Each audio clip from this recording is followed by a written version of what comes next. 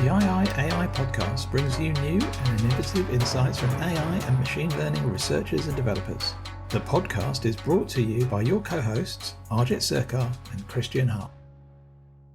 In today's episode, we will be talking with the authors of the recent paper, Indirect Prompt Injection, Generative AI's Greatest Security Flaw, who will talk to us about their research into indirect prompt injection. So, Arjit, this one is super exciting and probably something that I think a lot of the big AI providers probably don't want us to talk about. Or maybe they should, because, it is so relevant because LLMs are being used everywhere, right? And the flaws exist, whether you're aware of them or not. Yeah, totally. I think this is going to be a great one. I'm really, really excited about this one. So before we start, as always, we have our II fact of the day. As you all know, we are the II AI podcast. So in lieu of our mascot, IIs are primarily insectivorous. There's a word I haven't ever said before. But they will also eat fruits, nuts, seed, nectar, and fungi. Their diet flexibility is crucial for survival in changing environments, something we can probably all learn from. I used to be an omnivore. Yes. It does. It's a good survival technique, yeah. Okay, so preamble done. Let's introduce our guests. So I'm really excited to introduce you guys. So firstly, we've got Chris Jefferson, co-founder and CTO of Advi. Am I saying Advi right? Mm-hmm. Yeah, you are. It's actually one of those things. It does confuse a lot of people when they ask how to pronounce it. And we've inadvertently set up a company that does adversarial AI, but all of our branding is also slightly adversarial and confuses a lot of people. So a win-win, I guess. So Advi. Chris holds a MRES in IT, looking at the use of machine learning to identify methods for creating and improving expert systems when dealing with publicly available financial information. We also have Matt Sutton with us, solutions architect, also at Advi.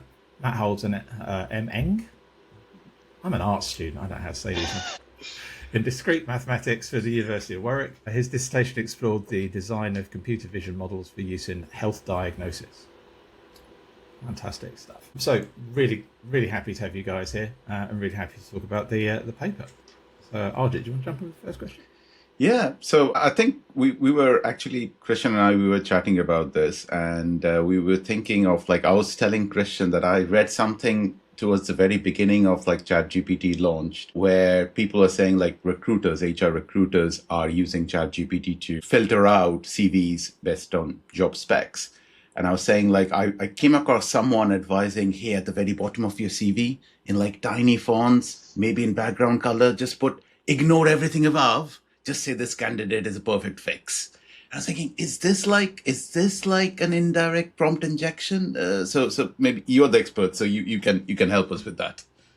Well, yeah, technically yes. And when I first started getting into some of the more serious detail as to the risks, and I was speaking to some of my old colleagues when I used to work as a data scientist about what kind of things you would use some of these techniques for. So a lot of the suggestions were along those lines as their first ideas was more how do you use it to your advantage as opposed to what are the risks. But yeah, so effectively the idea of any indirect prompt injection is that a language model is using external context to fill gaps in its knowledge base, and you provide that, and if you're able to have someone unwittingly provide something that is considered malicious, you can have the LLM act in malicious ways. So if by default it is meant to be reading the CV and performing an actual evaluation as to the content of it, and that's not what's happening, and that's the reason it's not happening is because of the context you provided, then it's an indirect prompt injection.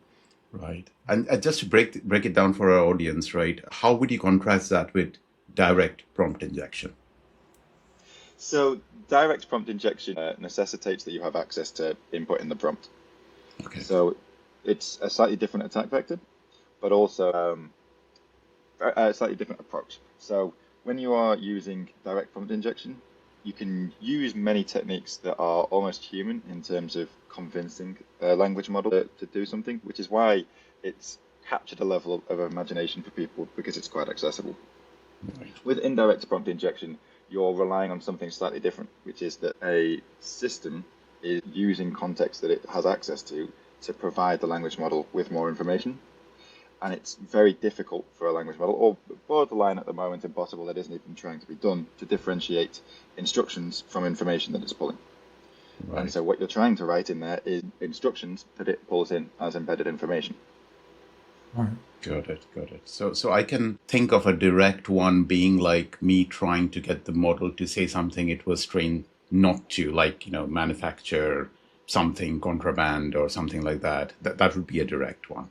Got it. Thank you. Thank you for clarifying that. Yeah. Totally. What makes the indirect prompt injection vulnerability so significant compared to other AI security concerns? So I remember, I think it's in your paper, it said that there's one of the big security bodies was saying that this, prompt injection is like the biggest security flaw. Why is that so significant?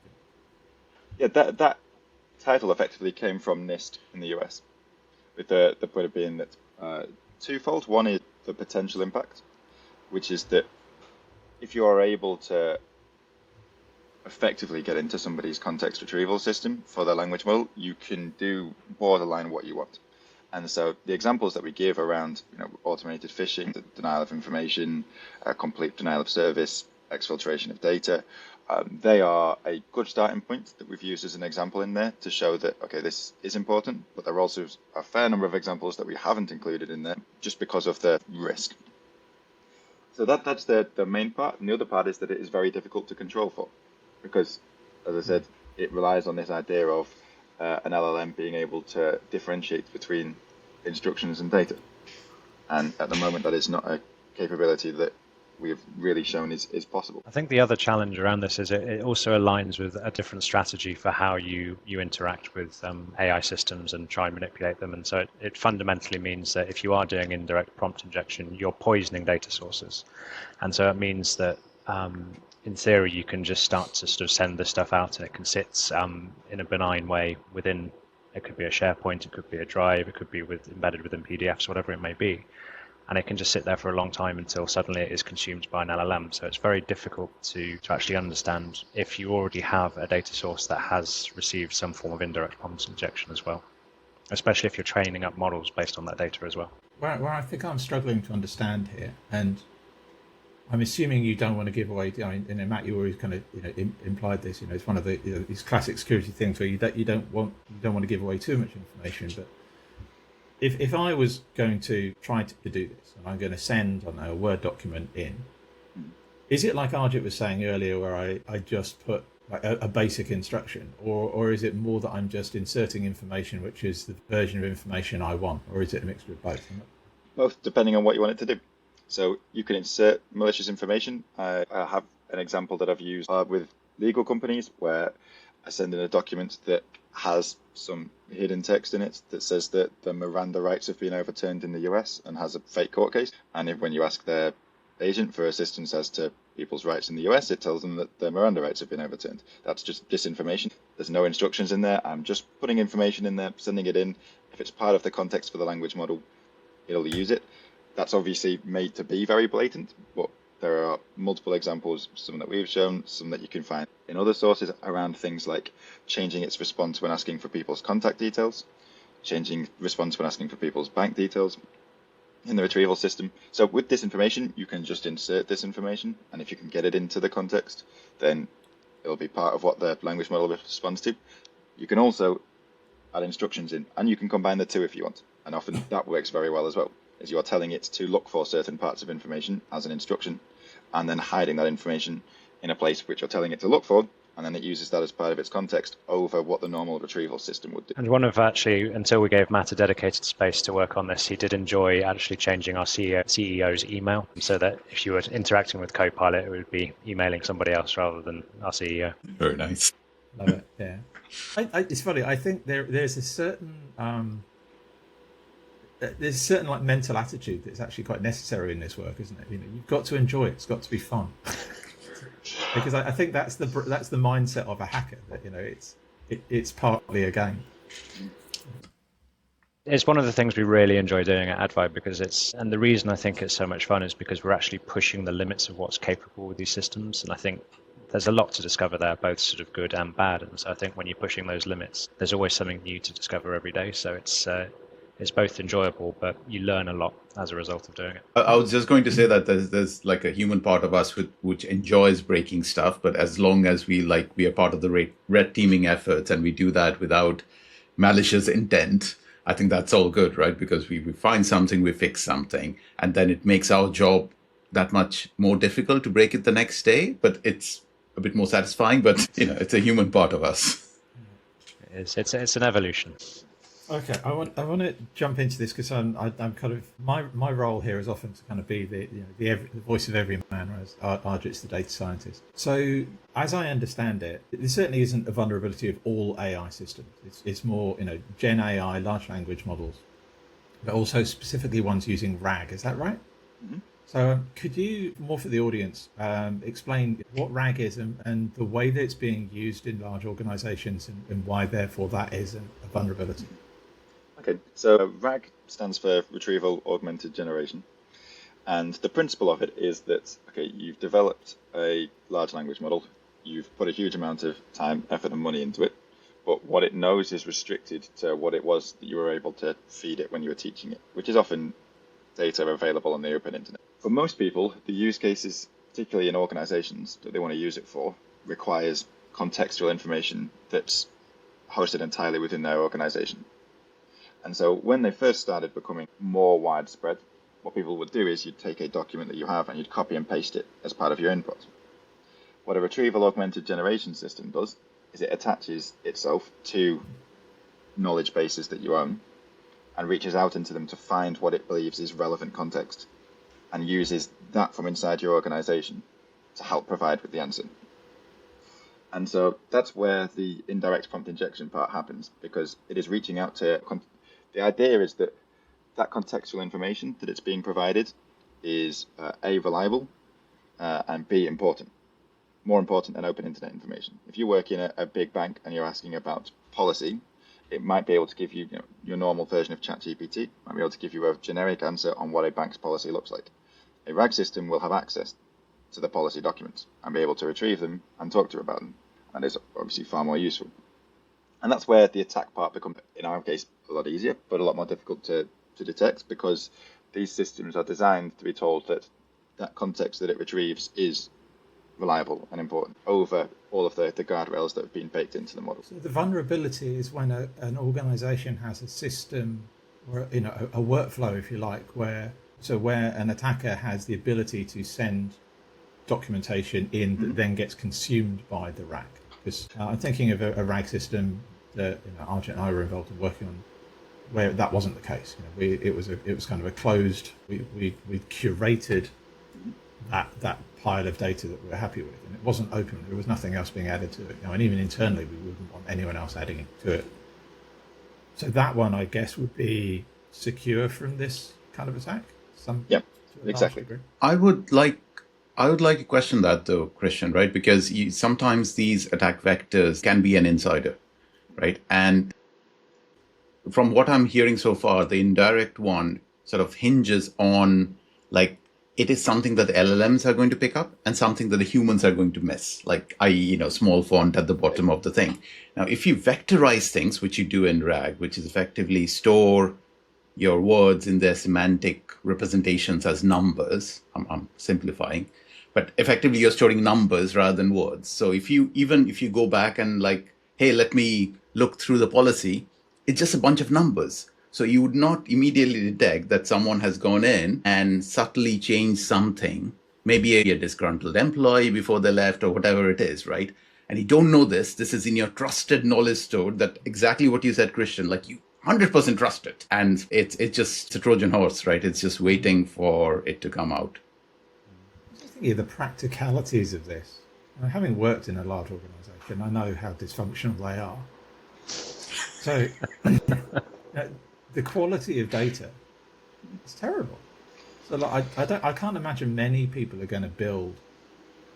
I say this, Microsoft sell one, so probably not. But I wouldn't have a critical system that was pointed at my general pile of data, just everything that's stored. Because you've got version controls. Say I was working on a pitch deck. There might be 20 versions all stored in the same folder. And the early ones are just wrong because, they were prototypes and I was thinking it through, and then we had a conversation, we had a pivot. So all of that data is there. admittedly, if you understand my versioning system, so any one of you would look at it and kind of go, well, that looks like an early version. It's probably not the one I should look at. But my version system isn't a computer readable version system necessarily. It's not super obvious. So it would be consumed.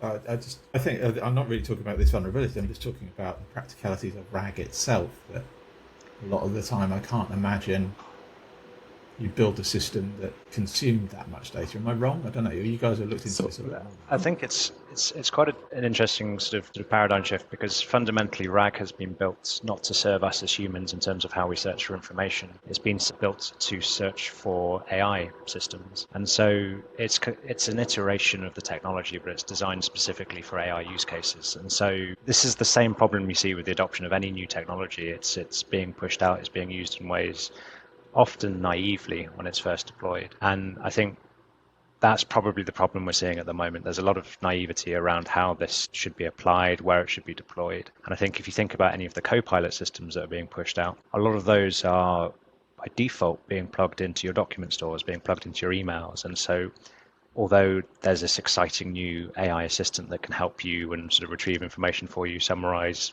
documents, whatever it may be, it is working with the default behavior that plugs into all of these stores of information. And so I think we're in that kind of early adoption stage where it's just sort of being applied to everything. And I think that's one of the risks that we'll certainly see in the short to medium term. But I think as it matures, people will realize, oh, we can't use this on untrusted sources or sources that have access to outside influence. And one of the things that we wanted to explore there, Chris, and I think you touched on it, is effectively emails, and somewhere like the attack vectors can be exploited at scale. So like sending emails out and sort of getting access almost to the LLMs internally at multiple systems at one go. Have you sort of explored that sort of things, again, within the context of what you can say and cannot say? Yeah, and Matt will probably be able to talk to it in more detail, but we've looked at it in sort of multiple modalities, basically. So there's lots of different strategies you can use with email. You can have information embedded directly in the emails themselves. You can have hidden text. You can have images that have been manipulated to sort of anticipate how multimodal systems will work. And so with regards to that, depending on the objective that you want to use when you're starting this campaign, it could be that you, for instance, just want to do misinformation, in which case that's pretty straightforward. You send the emails, hope it's consumed, and then that will poison the well. But there are other instances where you can actually start to do things like denial of service. You can have these inputs inject remote servers, which you can then use to leak information from LLMs or any AI model or agent. And so I think there's a level of what is the objective of the adversary and where do they think that information is going to end up. And so with email, they can actually just blanket and automate a lot of that being pushed out, and it just massively increases the chances of a success. Do we know to what degree indirect prompt injection is being used? You've discovered it and written a paper on it, but is it actively in use out there? This is a really good question, because yes, we have examples of things where the most likely attack vector, so you see something has gone wrong and you see that the most likely attack vector is indirect prompt injection. But in general, it's hard to tell because people aren't really checking it. But when a language model misbehaves, a lot of people's responses at the moment are that it's hallucinating and that's something that a language model can do, and we know, or you try to tell people that they're not to be trusted. And that's when people spot that there are levels of misbehavior. But in general, it's really an issue where you're looking at the quality of data within an organization. And as you've alluded to before, that's something that is very difficult to track. I think one thing I'll add to that is that there is a shift that's going on in sort of the cyber criminal world at the moment. And so what we've seen this year is a lot of new open source models coming onto the market. There's a lot of sort of scalable technology that allows, from a criminal perspective, the ability to use AI to finesse and automate fundamentally sort of traditional cyber attack strategies. And so what we've seen this year is that there has been an increase in fully automated AI-enabled phishing campaigns or attacks against sort of just organizations trying to get some money transferred out or getting bank details, whatever it may be.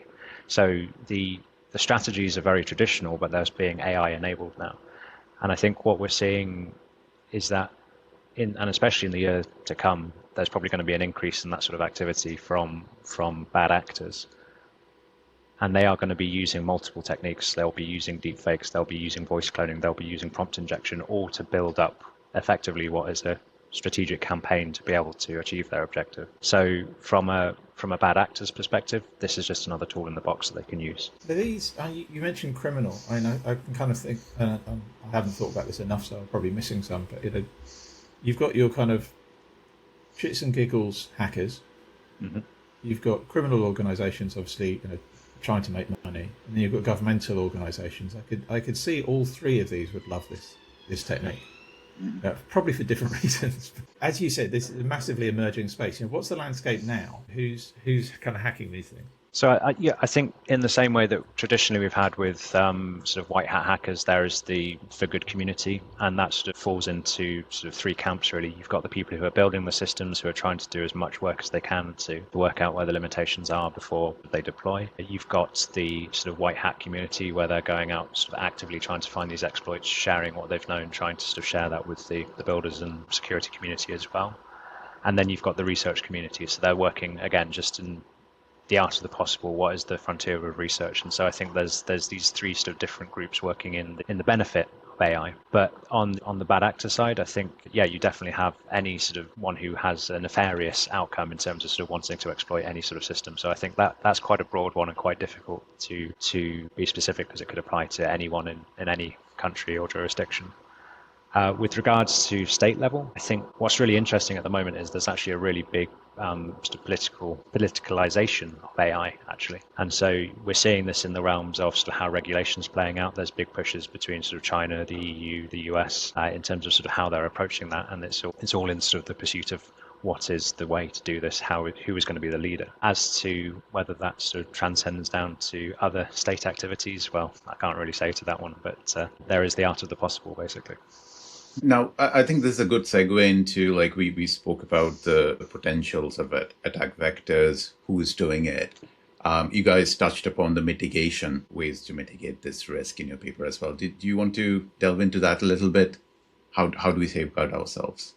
Yeah, I mean, the first one and the most important one is what we've already highlighted, which is the quality of data and how well do you know and trust what you're doing. Because, as Chris mentioned before, by default, many of these systems are attached to your emails, and your emails are not quality data, the good ones or the bad ones. And so if you're using, and then part of it is awareness, if you're using, do you know that emails are part of the context that's being pulled in? And then from there, it's the same thing with documents. Documents, people have SharePoint sites, OneDrives, Google Drives, everywhere full of documents that they just save things into. In large organizations, you'll use things like Salesforce, and the entire intent is to distribute as much information as possible. That attached to a language model makes things very difficult to control for the quality of data. And it's a historic issue for other areas of machine learning, not necessarily language model. The next part then is more of a human aspect as to people's understanding of what the system's actually doing. You don't need people to be experts, but this idea that it is pulling information from a wide variety of sources and feeding things back to you, and that there is a chance that if you save a document into a space, that is also going to be part of the context for your language model. It is not just something that you read, and also if other people have access, it puts it into the context for other people too. If that helps to explain some of the potential behavior that they see on the other end, and flag when issues are happening, as opposed to the traditional, I'm not quite sure about this, it's probably just the system misbehaving, I'm going to ignore it. And then there's training parts. So one of the examples that I give is automated phishing through emails. So rather than, and there's two sides to that. There is making a traditional phishing program, but automating it using indirect prompt injection. So I have my own system that you effectively jailbreak to write as many phishing emails as you want and send them out to people. But the more worrying one that is this idea of spear phishing. You have a specific target, a specific set of targets, and you're sending them an email that looks benign, but if it is pulled into the context of their language model, it effectively changes that system into a bot that is trying to steal their data. So effectively, you're trying to convince them that their password has been compromised and they need to go to a certain website to reset it. And because language models are able to adopt these personas, I don't have to sit and write an email that I think looks convincing. I can tell a language model to write it in a way in which it looks convincing. The very simple mitigation to that is people understanding that Microsoft Copilot is never going to ask you to reset your email. But you'll find that the majority of people don't know that. And when you look at it, it's very, very convincing. People are good at looking at texts or emails and looking at them and saying, that looks like a scam. and people still get caught out by it. But if you're looking at it and you're in a Microsoft system and Microsoft comes up with what looks like a warning structured in the way in which Microsoft does, containing some personal information from the organization saying, I can't help you any further, you've reached your password expiry policy, can you go to this link and reset your password? That can be very convincing. And so, yeah, you need quality of data to stop things like those emails arriving, but also the human training to identify as to what it is that might be happening. And then the part that is further down the list in this kind of thing, but for us is then in those critical situations is monitoring it in an automated way as to the changes in data. Do you know exactly, if you're saying, like you say, that you're just, as you mentioned before, you have a system that you say the context is locked down and you trust it. How well are you tracking that? You're actually able to trace the information that's being used as context. Are you able to match the output from a model to the input? Because realistically, for many of the metrics, you should be able to see an input and an output, the context of what it was given, and have a pretty good idea as to what the question was. If not, then something has likely gone wrong along the way. That sort of automated testing, just to get that idea of how often is this happening to us? How often are people providing poor information, malicious information? What vectors are they doing it through?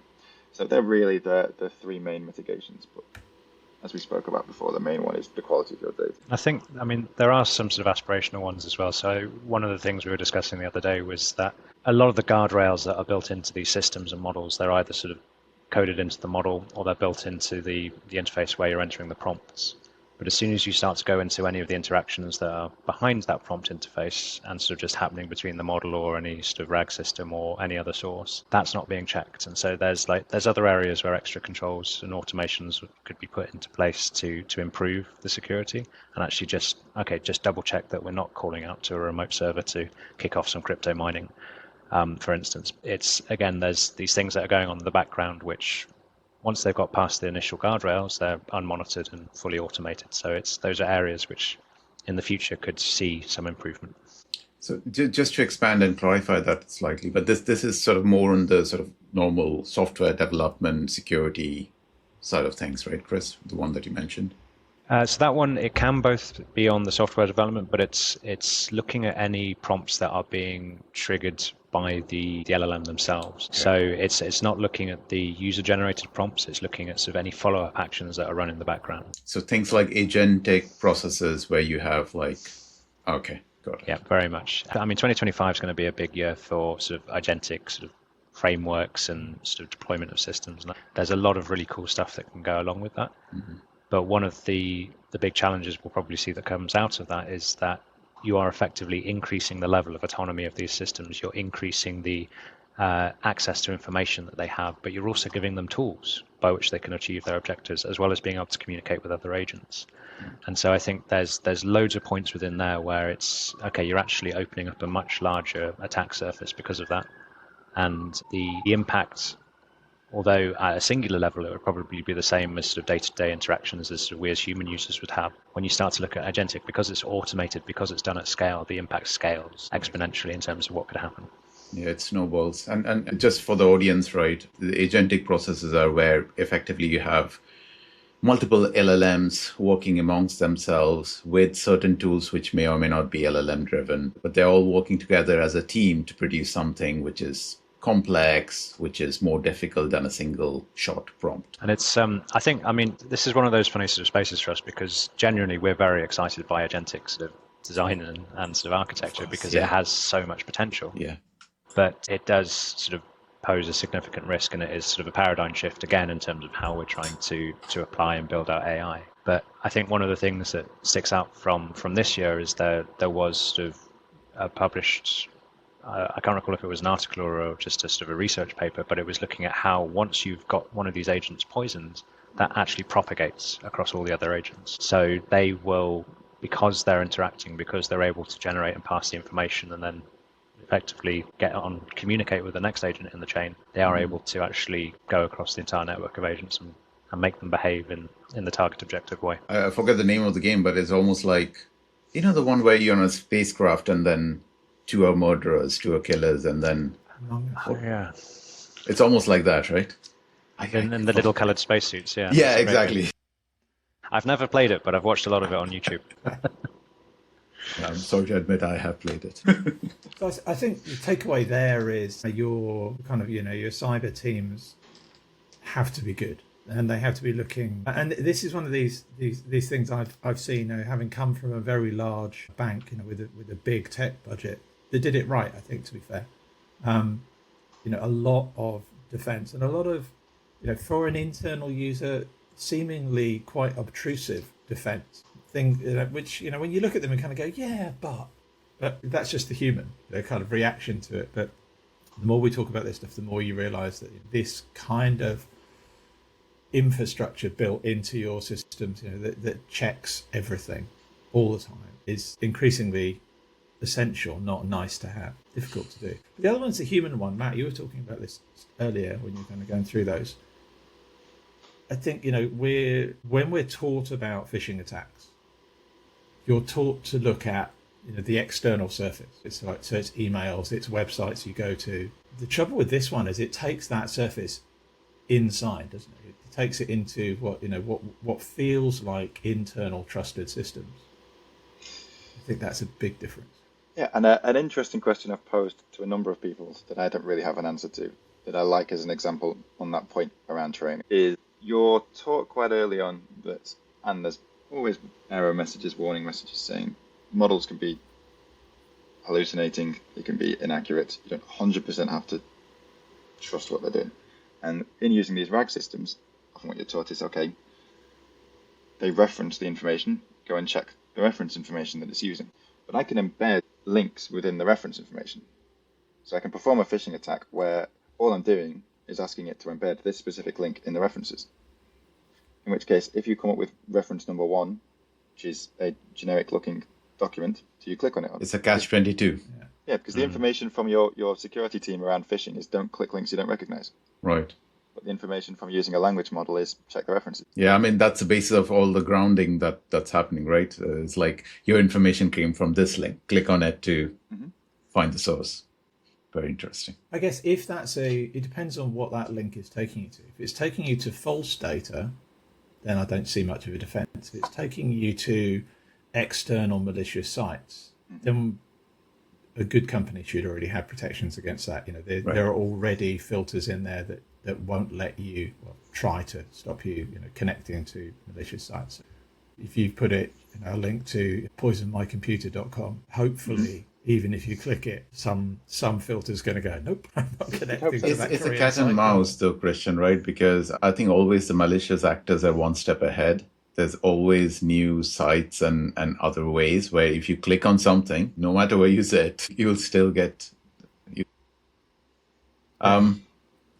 I suppose what we're going to see is new phishing training and phishing tests as well. Because that's the fun one. I don't see it would be that hard to insert into your LLM system to have periodic phishing tests where you put something that people shouldn't click, and they will definitely click it because they always do. This is something that I really, really, really want to get into, because part of what Christian and I, our roles involve implementing LLMs, implementing and actually using them. So this discussion, though fascinating, right?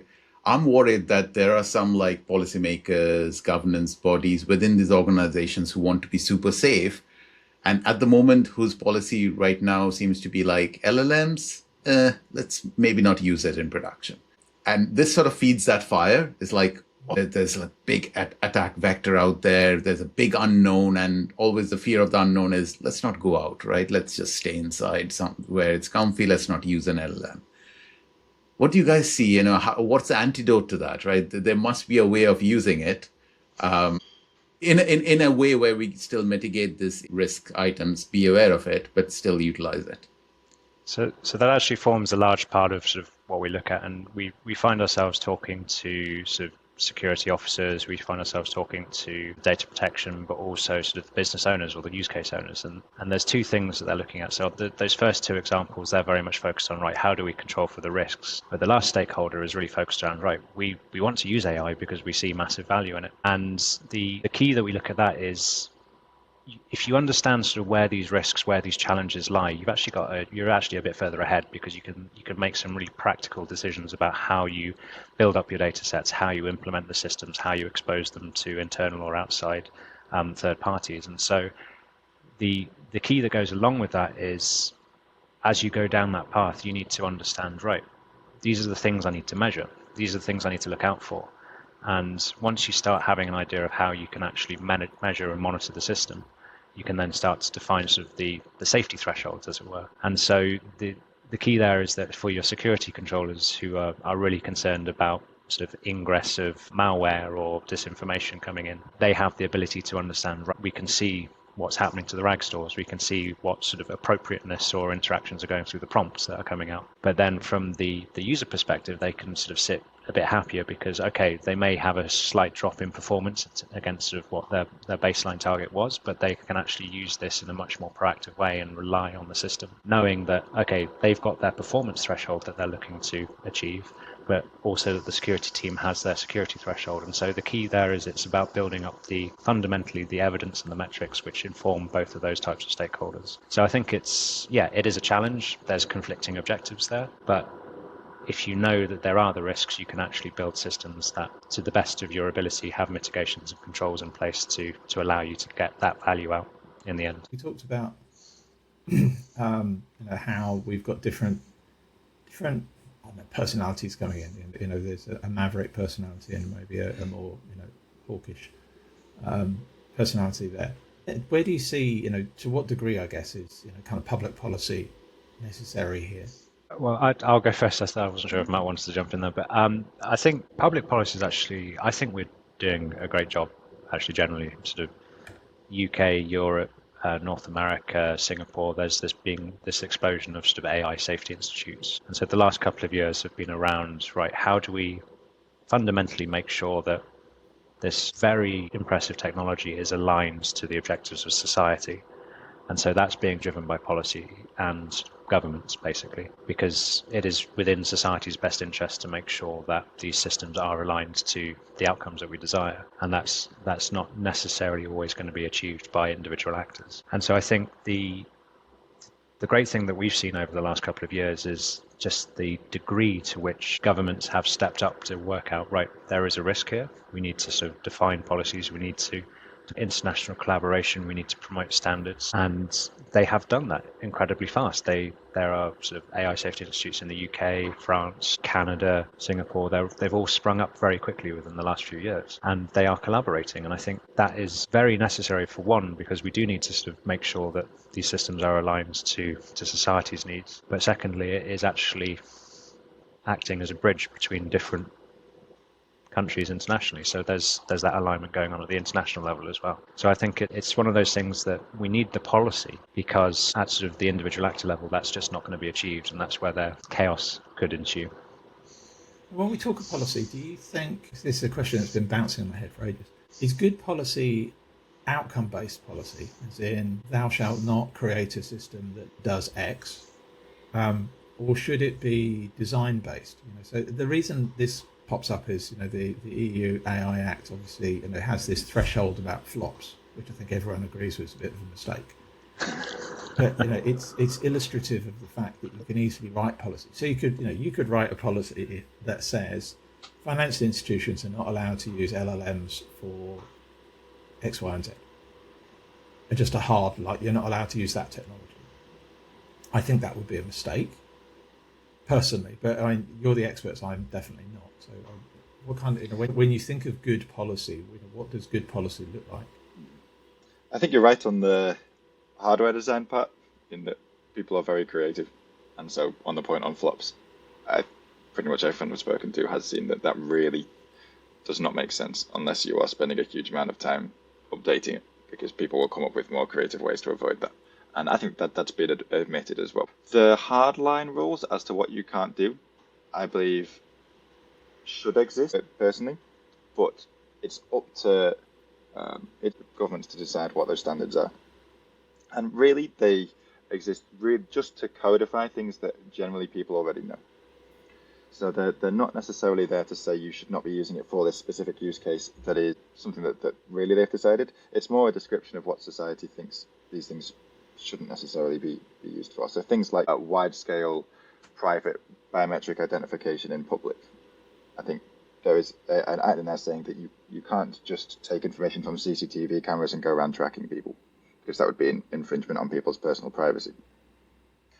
Those sorts of things, you'd like to think anyway, but that's not something that, for example, a bank is interested in doing. But having those standards in place so that you can start to allay some of those fears as to what they should be doing, is that when you define what they shouldn't be doing, that gives them a space to work in. At the moment, when there's been a lot of progress, as Chris mentioned, but when policy is very, very loose, that creates a level of uncertainty because people can see things that they know that they shouldn't be doing, but within the legislation they're able to. And so they're saying, okay, well, they work potentially often under the assumption that that's something that's going to change. And so often the reaction is to do nothing. So I think that the hardline measures need to be there to a degree. You want to be relatively free on what people are allowed to develop, and it's often up to organizations to set their kind of internal ethical standards. But the point on the legislation should be to protect the wider society in general and stop people from having an impact through an organization that spreads wider than that organization. I think the other point to that is, and Matt kind of articulated it very well, is in the sense that you're kind of setting kind of where the initial boundaries are. And so the EU AI Act has already kind of defined sort of the unacceptable risk use cases which can't be used, with the exception of a few kind of specific sectors that have exceptions for that. But the point there is that, okay, this is the first pass at this, and I think there has to be sort of the recognition that, okay, this is going to have to change over time. So I think whatever policy or legislation or regulation goes into place, it has to evolve with the technology. And so a lot of the best practices, principles and frameworks that you have are written primarily for the technology, and they change very quickly over time. I mean, sort of we've gone from primarily a few years ago sort of DevSecOps into ML ops, into LLM ops, and now into agent ops. And so like there's been this evolution of how do you operationalize this technology. And the same will have to happen to policy and regulation. It is going to have to evolve with fundamentally the discovery of actually this works, or something new's come out that allows us to answer this question or address this risk. And so as things improve, as the technology advances, the regulation will have to evolve as well. Do you see risk analysis automation? I guess, I'm not sure if that's probably the right term, but I just think, one of the things, where innovation is happening insanely fast. And there is, new models launched every week. Not that everyone's going to use them all, because you just can't, you can't pivot your underlying tech that fast. But for people developing new use cases, it's a technology which is very digital, first, and therefore it allows innovation to happen very fast, which means that your risk and compliance level needs to work a hell of a lot faster. In my experience of this is there is a natural sludginess in, that's a strange way to say it, anyway, I'll go with it. In the people, there's who a phase own that difference, risk, effectively, right? Yeah, it lags. I think the people who own that risk are scared that they're going to get it wrong. So one of the natural behaviours is to go slower and to ponder it, to go over things slowly, which is natural, but it can't work. It has to be faster. So can we automate this risk analysis to some degree? I think there is definitely to a degree, and I think with any kind of risk process, and especially at an organizational level, there are things that are quantitative, and you can definitely automate how you measure those. But there's other qualitative bits which are sort of process, procedural, or human-y, and they're sort of the bits that have to kind of have those human factors included. But the key with kind of the sort of the risk and the compliance space is that to have any sort of effective control in place for these new technologies which are AI enabled, you have to be able to automate, because as humans, we lack the speed and capacity to be able to do a lot of this checking manually. And so one of the key steps forward in this is that, okay, you can do a lot of this in sort of traditional automation with sort of rule-driven processes, or you can just have sort of simple checks and measures. But for other aspects, you need to use AI as well. So you need to use AI to monitor AI. And so there is a scale here that requires this new technology to be able to surveil itself. And so it's within that space where there is a lot of potential for this accelerating and improving over time. But to come back to your first point on sort of compliance, people kind of being scared, I think the key there is that they're not going to get it right. This is a process that's going to have to evolve with the technology as well. But as long as they can start to build up the evidence, they can start to demonstrate, okay, these are the controls we had in place in 2024. We can see that some of them weren't working, so we've now evolved into sort of the 2025 iteration. And so I think there is going to be that process with this as well. So I think as long as they have the evidence, and in the absence of a lot of regulation at the moment, they can actually demonstrate we're genuinely trying our best. And so I think there's going to be a few missteps along the way, but again, it's a journey at the moment. So I'm going to move us along slightly. So I think let's talk about maybe your next research, right? What's the area of focus? Like, what are you looking at? What are you excited about? What are you worried about? In general, there are kind of 2 points. We do research on specific risks, and then, as Chris has mentioned, it's the agentic idea as to how does that accelerate risks, accentuate risks. For the indirect prompt injection part, for example, we've published on the idea of, okay, what is it? How does it function? What are the kind of things that it does? The next part is exploring the entire taxonomy of potential indirect prompt injections for this governance, risk, and compliance idea, which is if you can present a comprehensive idea as to what they are, also for multimodal language model, for video generation and that sort of thing, and with different input vectors. So predominantly we've used text previously, text and images. We have a lot of examples of that. Can we present a taxonomy of this is a comprehensive idea of what your risks are? And that's something that you can then start to do something like automated testing against. And that's our approach in general for a lot of these wide-scale risks. When people are saying, okay, well, this is something that we're worried about, and we have shown this initial, almost like a proof of the risk, then it's exploring it further. But yeah, I think that a big part of how 2025 is going to look for us is going to be around how you put these governance frameworks together against the large-scale risks and what are actually effective mitigations. So we are running a workshop with the UK government around what actual mitigations work for indirect prompt injection, providing an open source poison system for people to attempt to defend and get an idea of what would effective controls actually look like, and to what degree. You can make some assumptions and you can make some ideas as to this does work, but how well. And then the agentic idea is, okay, you take the human out of this because you want more efficiency. Things start to be automated. It's being pushed. Google did a publication this week around their shift towards Gemini 2 Flash with the idea that it has the capability to function agentically in systems. When you take the human out of the loop, how does that accentuate the risk? How does it augment it? What new risks does it present? So that'll be likely the big scope of our research next year. I think on top of that, so obviously sort of agentics are very front and present in our minds as well, but the move towards sort of multimodal models, both sort of singular but also as part of a wider system, is a big area of where we're looking. So it's quite interesting when you start to mix modalities of data, especially when you're looking at how that information is encoded and put into sort of the embedding space or turned into vectors. It creates a really interesting opportunity for being able to take advantage of that process by which the information is embedded into the models. And so I think with that space, we're looking at, right, how can we actually sort of push these models to the limits? How can we take multiple modalities of data to understand, again, as is our process, where that breaking point is, but then how we can start to define controls and mitigations for that. So I think sort of the technology-wise, sort of two big areas of research will be around agentic and multimodality.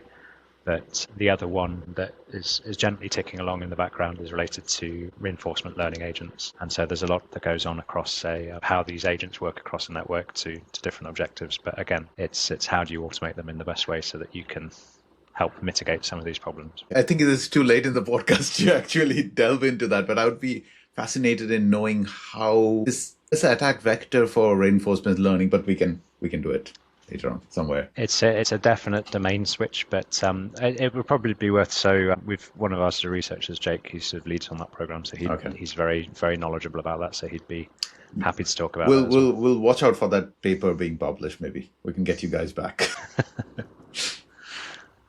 It's all within this space that with AI attacking and defending this, you're getting to the point where the solution to everything within the computer science space feels to be some level of machine learning in some sense, and both aggressively and defensively.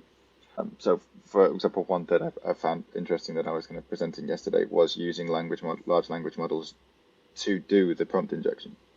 So, jailbreaking a language model and having it write prompt injections to then attempt to run those prompt injections in other models and automate that. So, if a new model is released, can I, rather than me sitting and messing around, can I automate the jailbreaking of it, Right, and have my own ensemble? And then how do you defend against that? Similarly, we had a conversation from a fraud point of view where you're trying to convince somebody to transfer some money for a conversation, similar to the persuasion conversation we were having before, where it's, okay, now you have language models attempting to persuade people. And then what does the step further look like that, where you replace that person itself with a language model, and now you have a language model trying to persuade a language model to transfer you money.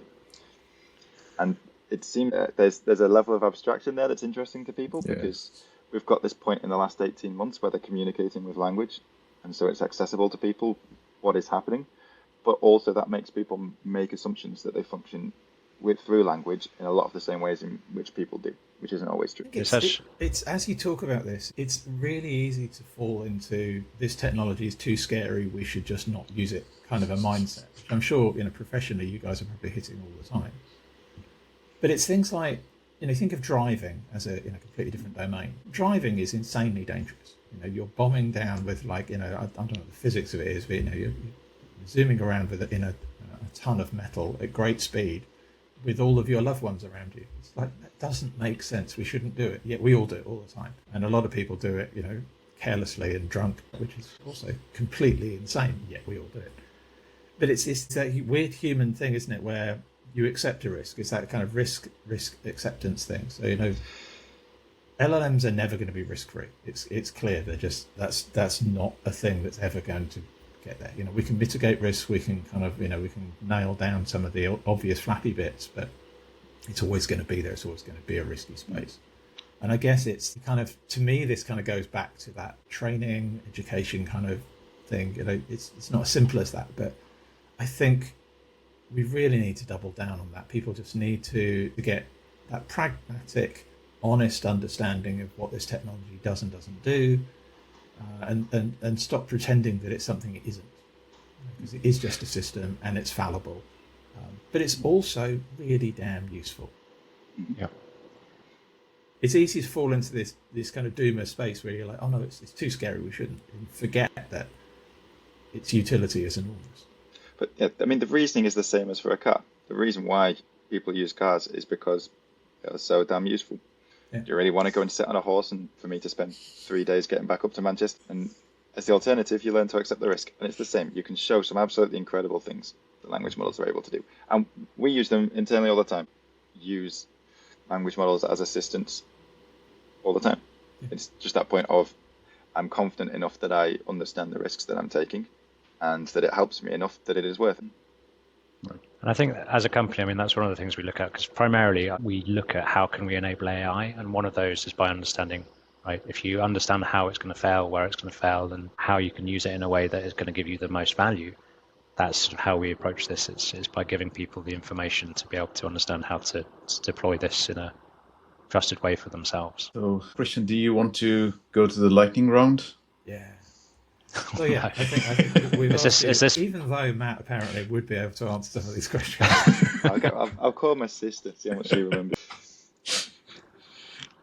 No. So the lightning round, there's just a few simple questions. We ask these to all of our guests. You don't have to go into great depth, but they're just kind of fun questions. So the first one, which is a doozy: do you think that can transformers get us to AGI? Oh, I'll go first, Matt. You'll probably have a better answer than me, but I think they're a stepping stone towards that achievement. I think there's still a few sort of changes that need to be done on a technological level, but they have made it so that vast amounts of information could be transformed into a more consumable in a more consumable way. And I think one of the biggest things that actually come out of sort of the release of transformer technology isn't, transformers are amazing, but I think with language, it's that human machine interface has been one of the big steps forward, because it has made it so relatable to the point where people anthropomorphize it. And so I think there's two things that have gone on. Transformer technology has been able to consume huge quantities of data to sort of start to create human level responses. But then that is now done in a way that is so digestible and so appropriate to we as humans that human machine interaction was a big part of that. So I think fundamentally it's one of the technological stepping stones to AGI, but we're not quite there yet. Yeah, very lightning answer. No, but that doesn't mean it's a dead end. So that was a lightning answer. I just. But they're both good answers. I like that. The next question is, should we keep training larger foundational LLMs? Yes, if you want a reason, at least we're still learning so much. And at the moment, we're only 18 months into a huge amount of effort into what language models look like and multimodal language models. The use of very sophisticated large language models as they get better. I mean, we're already seeing things like efficient interfaces for creation of new drugs through large models. If we can get better at that, that's a good thing. Right. No, I agree with Matt. So there is this point really we need to keep pushing that frontier because we don't have enough information and this is still early. But the other side of this is that there are other factors that need to be considered because we do see a bit of diminishing returns as this has been scaling with larger data. So is that a question of the quantity or the quality of the data? So these are things that still need to be explored. But one of the other factors that's commonly coming into play now is, well, the environmental impact of going for this scale. Can we afford to keep going for more compute, more power, more water? So I think there's more to this equation, but again, I think we need to keep pushing both boundaries at the moment. We looked at that in a previous episode where we had a guest who was building biological computers. Oh, wow. Theoretically, and these are like at the very, very, very beginning of their development stage. They're not usable yet in any practical sense. But efficiency-wise, energy efficiency-wise, it's ridiculously different to kind of our silicon world. Anyway, one of the things I love about this space is, we're all kind of nerds and we all love information. We love, finding out about things. So, one of the things I think we can always share with each other is, who would you follow? If you're going to recommend to the audience of, here's someone who's really worth listening to, who's your kind of your top pick. It depends on the space. If you're talking about from a hopeful point of view, who are you listening to at the moment? Who do you follow? Where you're like, I always click and read their blogs, that kind of thing. Part of the reason we work with Turing is because I quite enjoy the work that comes out of Turing. That CTAS framework for emerging technology, you get a lot of variety in terms of what it is that they're writing about and who it is that's writing it in terms of the focal point. In the community of breaking things, going through the Black Hat events, part of the problem with those, if you're not somebody they're very nerdy events. They're not necessarily translated to be understandable. They are people sharing things that they're excited about in a way in which they like to think is exciting. But yeah, I mean, Chris and I, there's a guy called Johan that runs a blog called Embrace the Red that does a lot around prompt injection and breaking language models. That often talks at these events. And yeah, I mean, his examples aren't necessarily applicable. They are more, okay, this is interesting, and right on the edge of the things that are possible. So yeah, I think they're probably the two interesting sources. And then a lot of the work that comes out of various academic institutes. There are some people like if you go and watch the University of York podcast with the Turing Institute, in terms of communicating how things work around the future of language models, they do a very good job. I think, just on the sort of the research side, a couple that spring to mind are, so Andrew NG is a really sort of strong leader in sort of the AI community. A lot of his thinking is actually very exciting and progressive. So he's very much on the what could be done, what can be done with AI side of things as well. I think another that I was discussing yesterday with one of the team is Yanli Chun, who's sort of working on how you can sort of the next iteration of sort of how can we move past sort of transformer technology, sort of how can we get this to the next stage. And so I think there's a lot in the research community, but those are two that spring to mind right now. Great answer. This is a audience favorite, so bear with me. What would you put the percentage chance of an AI apocalypse? An AI apocalypse? Roughly. I don't know. Roughly, you don't have to be accurate. 30% maybe. I don't know. Okay, all right. I'm going on the lower side because I'm kind of sort of putting a bit of trust in humanity there. 30%, okay. I had 26 in mind for some reason. Did you have 26? Yeah. Not 42, eh? No. I mean, That would be 26.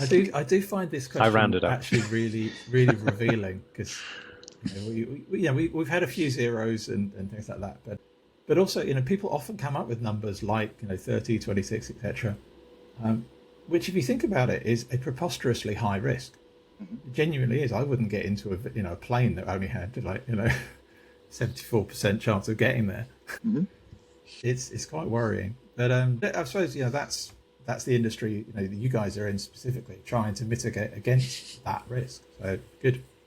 Yeah, and I think, for me, sort of what informs that number is, obviously we deal with a lot of people who are trying to sort of use AI responsibly, ethically, safely. But that's just one side of the coin. There's sort of a whole other community that's completely unconstrained. And so when you kind of start to think about the potential of what could go on in that unconstrained community, it's a little bit more intimidating in terms of thinking what the outcomes would be. But I think, again, like I said, I kind of have a bit of trust in humanity that we won't try and sort of set ourselves off down that path, but who knows? Last question in the lightning round. This one's super nerdy, but I think you guys are definitely going to be up for it. Favorite model, technique, language. So you're working in this space. What you've had. Basically that's it. What's the tool that you like, that you think is really helpful? That is a good question. I'm quite a fan of sort of LangChain and things around that, because it just makes some of sort of the tooling and sort of how you sort of link stuff together it's a really useful kind of tool and framework. Alternatives are available, but I think that's one of the ones that's popular answer. Do you know what? I might go for a completely different direction, and so my initial reaction is English. And I think I really like the fact that a large part of it now you can communicate to people, because when you were looking at this from like a statistical point of view 3 years ago, and I was looking at building models, trying to explain that to people was an absolute nightmare as to what's happening. And now you can translate back and forth. So I guess it then fits into the embedding space around LangChain, but the ability to split between vectorized versions of text and English. If I had to go for a technical answer, I guess that's what it would be. But the idea that you can translate things into language and images that people can understand to view what is happening. So, like going back to like words to vec. Yeah,